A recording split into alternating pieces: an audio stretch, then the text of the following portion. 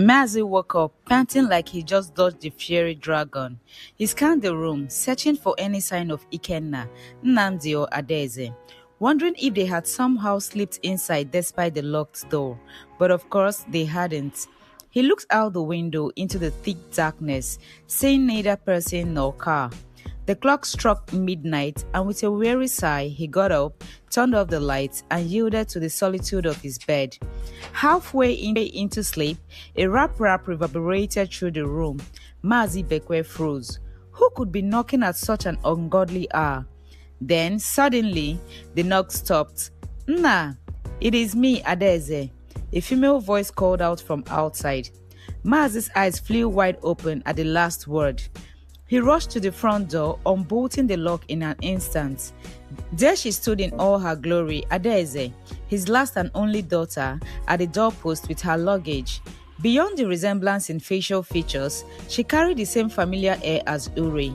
Mazi had once thought that as she grew older, her features would take on a distinct identity, uniquely Adeze's, with only a whisper of Uri. Time had proved him wrong. Adeze had grown to take after her mother more and more. And now, with Ure's aura woven into her presence, everything was only made more complicated. It was as if Ure still lived, now disguised in Adeze. Papa, don't tell me you're crying, she said in a witty tone. No, it's just this harmattan dust. Mazi steadied his voice with effort, hoping his lie would go unnoticed. Adeze laughed. My soft James Bond. You still haven't changed. Rushed past him into the house. Moments later, she returned to find Mazi still at the doorpost, holding the door ajar. Papa, you can shut the door now. Where are my boys? He asked. Adeze smiled as she walked over and touched his shoulder.